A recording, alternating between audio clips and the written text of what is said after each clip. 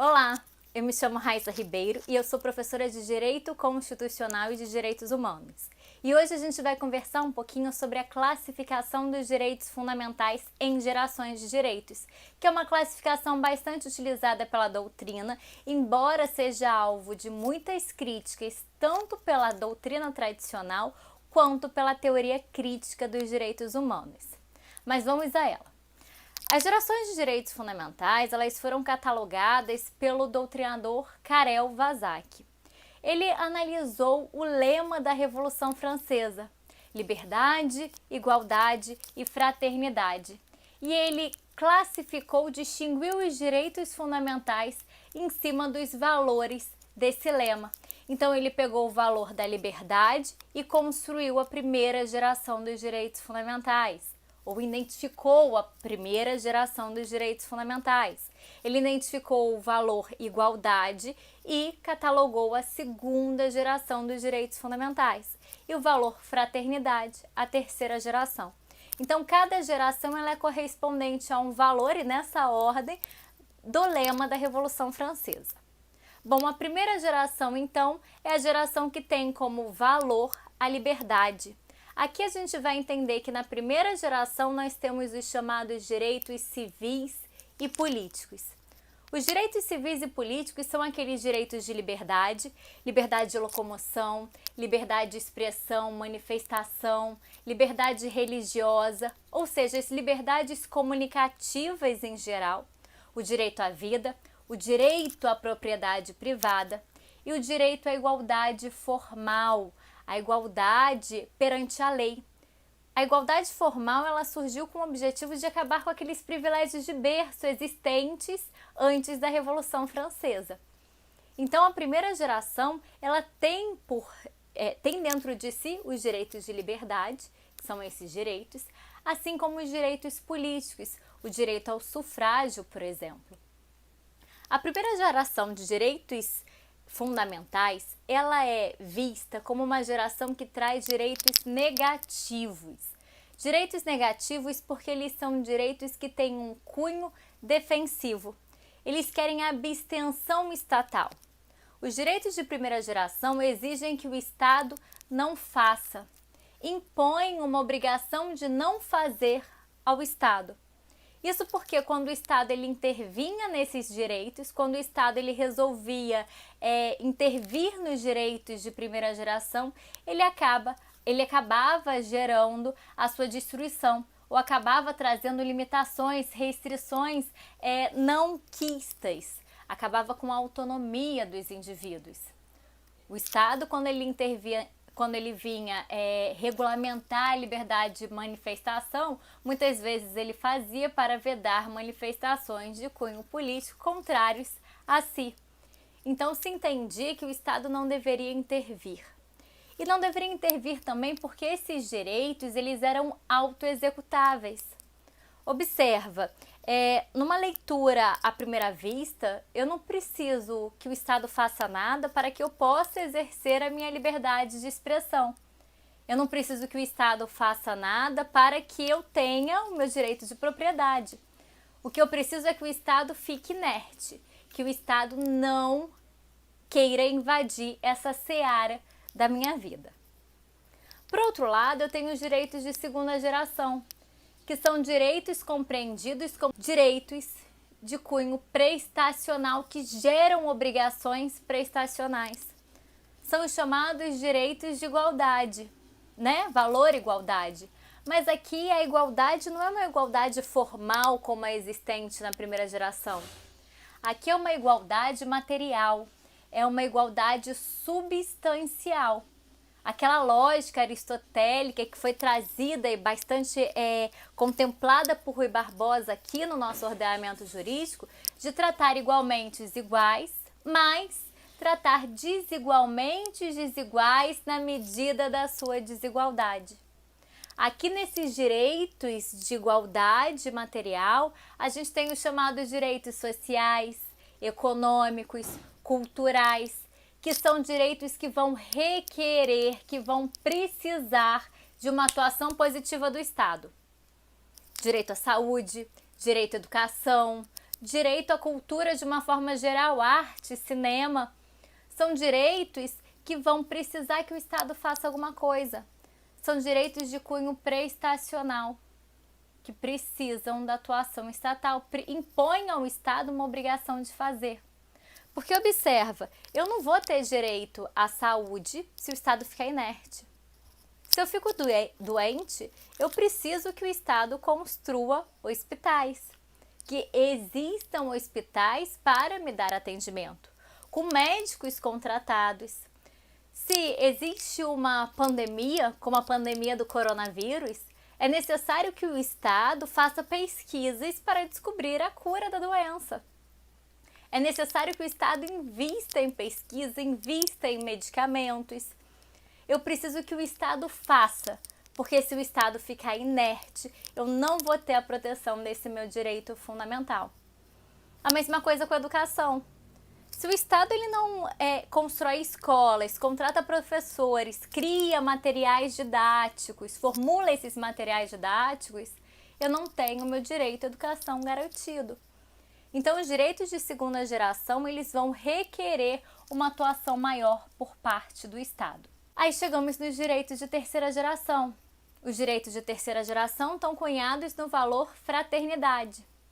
Observa que os dois direitos anteriores são direitos individuais, são direitos do indivíduo. Aqui nos direitos de terceira geração eu não estou falando mais em um direito individual, mas em um direito transindividual. Um direito que transcende o indivíduo, que vai para a coletividade. São direitos que não pertencem a mim, Raíssa, sozinha, mas que pertencem a mim junto com toda uma coletividade, enquanto pertencente de uma coletividade ou de um segmento social específico. São os chamados direitos coletivos, são os chamados direitos difusos, como o direito ao meio ambiente ecologicamente equilibrado, como o direito ao patrimônio histórico e cultural, a probidade, a moralidade administrativa. Todos esses são direitos que pertencem a toda a coletividade. Se existe um dano ambiental, sei lá, uma poluição ambiental, eu não consigo identificar se eu sofro mais do que uma outra pessoa. Derramamento de óleo ocorrido nos mares, no oceano, pegando a costa brasileira. Eu não consigo identificar quem sofre mais, todos nós somos afetados com a degradação do meio ambiente. Então, aqui na terceira geração, nós temos os direitos de fraternidade no sentido de solidariedade, direitos que pertencem a toda a coletividade. Eu estou trazendo aqui uma classificação que coloca direitos fundamentais dentro de caixinhas específicas. Direitos de liberdade, direitos civis e políticos dentro da caixinha da primeira geração. Direitos de igualdade material, sociais, econômicos e culturais dentro da caixinha da segunda geração. E direitos de fraternidade, que são os direitos transindividuais dentro da caixinha da terceira geração. E aí parece que eu trago tratamentos diferenciados para cada um deles. Não é mesmo? Os direitos de primeira geração são autoexecutáveis. Então, eles se realizam por si só, não precisam da intervenção estatal. Os direitos de segunda geração não são autoexecutáveis, eles precisam da atuação estatal. Então, o Estado tem que fazer. E os direitos de terceira geração têm uma lógica diferente dos direitos individuais. E aí o Estado vai precisar de mecanismos específicos, como as ações populares, ações civis públicas, etc., para lidar com esses direitos. O grande problema de eu trazer a classificação dos direitos fundamentais ou classificar direitos fundamentais é quebrar a sua indivisibilidade, porque eu vou permitir tratamentos diferenciados, regimes jurídicos diferenciados para diferentes direitos fundamentais. O que não é possível, porque eu devo tratar os direitos fundamentais, ou eu deveria tratar os direitos fundamentais da mesma forma. Então isso, a classificação, qualquer classificação, não só apenas em geração de direitos, fragmentariza esses direitos. Por outro lado, existem diversas outras críticas à classificação dos direitos humanos enquanto gerações de direitos. Uma primeira crítica, que é uma crítica terminológica, é com relação ao nome. Porque quando a gente fala gerações, o termo gerações remete a uma ideia de anterioridade e de substitutividade. A minha geração vem depois da geração da minha mãe, que vem depois da geração da minha avó. Por outro lado, a geração da minha avó é substituída pela geração da minha mãe e é substituída pela minha. E aí essa ideia de anterioridade e essa ideia de substitutividade, ela tem que ser rechaçada. Porque quando eu falo em gerações de direitos, eu não estou querendo dizer que o direito de primeira geração surgiu primeiro que o direito de segunda, que surgiu primeiro que o de terceira. Embora na ordem de evolução do constitucionalismo, o constitucionalismo liberal tenha se preocupado mais com os direitos de primeira geração, o constitucionalismo social que veio depois tenha tido uma preocupação maior com os direitos de segunda geração e assim sucessivamente. Mas isso não ocorre necessariamente na ordem internacional, em que, por exemplo, direitos trabalhistas foram consolidados primeiro com a criação da Organização Internacional do Trabalho do que os direitos de primeira geração, que passaram a ser consolidados de uma forma mais ampla com a criação da ONU em 1945. Na verdade, com a criação da Declaração Universal de Direitos Humanos de 48, após a criação da ONU. Então, essa ordem histórica de surgimento dos direitos de primeira, segunda e terceira geração não é necessariamente verdadeira. E, por outro lado, a primeira geração ela não é substituída pela segunda geração. Existe uma complementariedade dessas gerações. Eu não posso falar mais em direito à vida sem pensar em uma vida digna, com igualdade de oportunidades, com direito à moradia, com direito à educação. Então, esses direitos eles vão se complementando, eles vão se somando.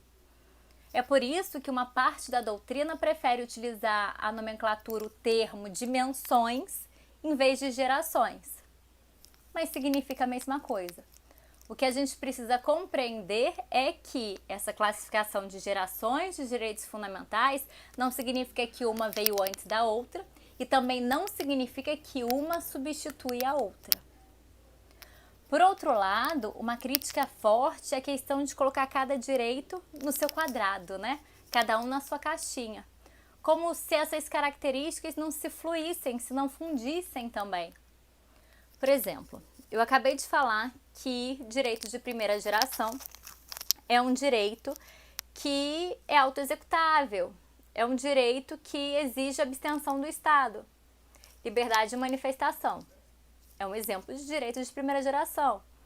Se a gente é contrário a uma determinada política pública, por exemplo, a gente pode se reunir e aí, atendendo os mandamentos constitucionais, os requisitos constitucionais, de que a reunião seja pacífica, de que essa manifestação seja sem armas, enfim, a gente pode ir se manifestar.